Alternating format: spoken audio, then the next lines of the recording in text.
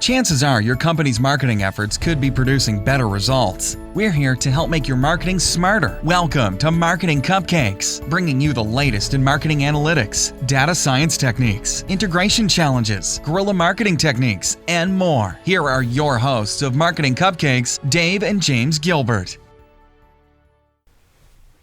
Hey guys, welcome to another episode of Marketing Cupcakes. I'm your host, Dave, and this is James. Hey guys. So today we're talking about a topic that's really interesting, how to science the shit out of marketing and why it's slowly becoming the future. So we've seen a few articles out there with that title, and it's actually a title from Matt Damon's movie, The Martian, where he's actually on Mars, he's stranded, and he's wondering how the heck he gets home. And so today we're going to talk about what he did in the movie was he used science to make a way for him to return to Earth, to prolong his life, to make food on a planet that's never had food grown before. And so today we're going to talk about how you can do the same thing with marketing.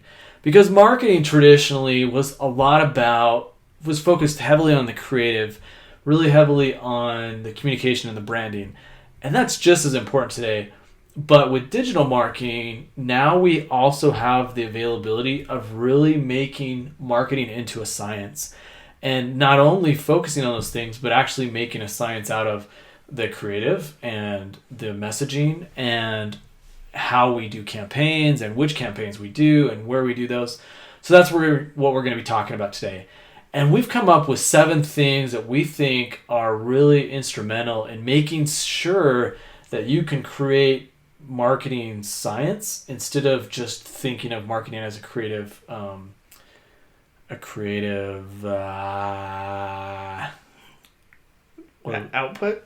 Creative what? I don't know. Creative output, creative channel. Instead of thinking of marketing as just creative. Okay. So the first thing we're going to talk about is failing fast. So what do we mean by failing fast? Well, if you follow any of Silicon Valley and startups, they talk about how startups should fail fast or entrepreneurs should fail fast. And I think that same mentality should be adopted by marketers.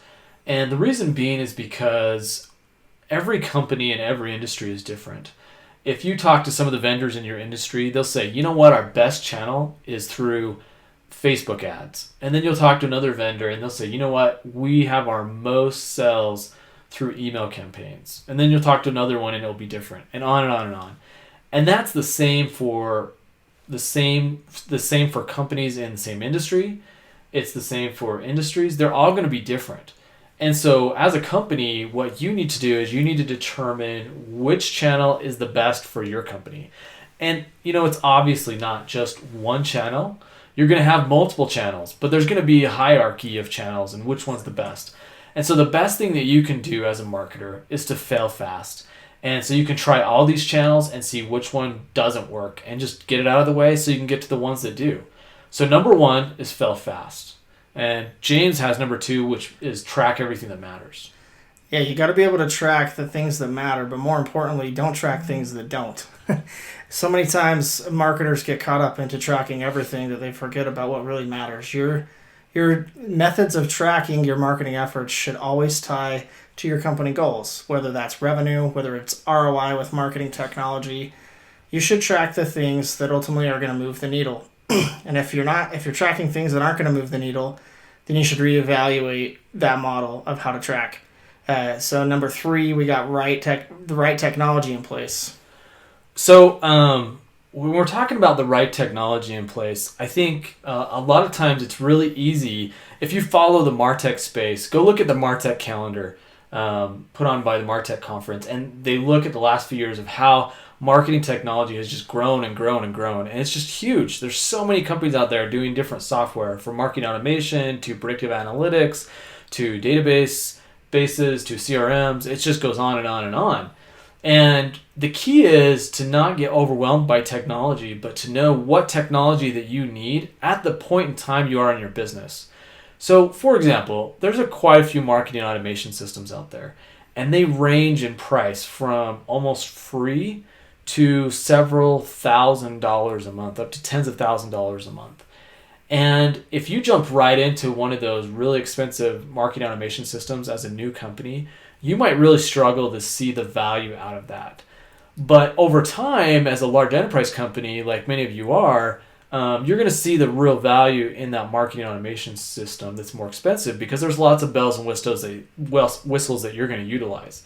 So make sure that you have the right technology in place to be able to track all those things, but also make sure that you're using technology for the point in time you are in your business. So, I would say at the very most, or at the very least, you want to have some sort of marketing automation and some sort of CRM and some sort of analytics like Google Analytics. I would say that's kind of the starting point.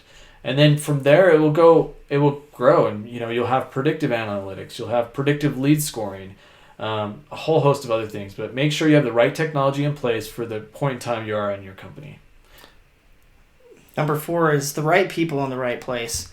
And what we mean by that is all this technology that you put into place, the core 3, your marketing automation, your CRM, and your analytics. You need to have people that understand how each one of those technologies are going to talk to each other. You might have an expert that's in your marketing automation platform, more like a marketing automation specialist. Or you might have an analytics guru or an SEO person. Or you might have a Salesforce admin or a CRM admin. Each one of those people that are in place need to be able to understand how each one of the systems are going to talk to each other. The best way to do that is to make sure that those 3 people all have experience in all 3 of those core categories. So number 5 is help first, sell second. So what we mean by help first and sell second is time and time again, and this is an age-old process, that the harder you sell, it's likely the less attention that you'll get from your prospects. And so if you just focus on helping your prospects and your clients rather than just hard selling them, they're a lot more likely to be interested in the message that you're conveying. And when you do have something to sell, if you help them before you start selling them, they're going to be a lot more likely to listen because you've already helped them. You've already helped them overcome some of the problems they're having. And ultimately, that's what our companies are built on. They're built around solutions to problems that the markets are having. And if you're not selling a solution to a problem, you probably don't have anything to sell. And so focus on helping them with their problems, free of charge if you can. And if you focus on that, then the sell will come automatically. But the problem is, I think a lot of companies historically focus on such a hard sell that what would happen is you'd have consumer remorse. And so they'd buy something out of being pressured into the sell. And then you'd see a huge churn on the customer base that would fall off over time. And the way to avoid that is just, like we said, help first and sell second. One other thing I want to touch on that James was talking about with the right people in place is just making sure that you have someone in your workflows that is having the human touch. So in addition to having the people that understand the technology, also make sure that you have someone that's reaching out to your customers or your prospects, and make sure that they are talking with them and understanding their problems and how they're using your systems so that you can better develop your products and so that you can understand how to make your communication better. Number 6, know your data. This kind of goes back to number 2 and also fits into number 3 as well, with tracking everything and the right technology. If you're tracking the right stuff and the things that matter, then it's going to be a lot easier for you to analyze what really is ultimately driving the needle. You need to be having people that are in place that are looking at your data. And to Dave's point, having that human touch, just to give you a quick story, one of the things that I've done in the past is implemented what we would call today as a sort of an inside sales team, which enabled us to sort of qualify our leads, but it also enabled us to understand our data a lot more and what our customers were thinking about our processes and how we could get additional data that we knew were going to be important to help us track everything. So it's important to have that human touch in place with your data as well, and having people that are looking at it, analyzing it, and doing something with it so that you can drive the needle. Number 7, be customer focused. So really at the core of what we're trying to get at, let's just recap real fast. Number 1 is fail fast. Number 2 is track everything that matters. 3, right technology in the right place. 4, the right people in the right place. 5, help first, sell second.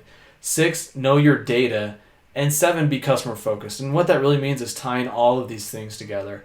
So if you aren't focused on your customers' problems, if you aren't focused on helping your customers get a solution to their problems, none of that other stuff is going to matter. So, I always say I had a step-by-step procedure that I came up with a while back. And it was basically how to test marketing hypothesis that you're having. You kind of come up with this idea and you brainstorm the best way to implement that idea, and then you try one and then you fail at that. And then you try the second approach and you fail at that. And you try that until you get it right. But how many times do you actually do that until you realize that it's not your marketing, it's your product, right?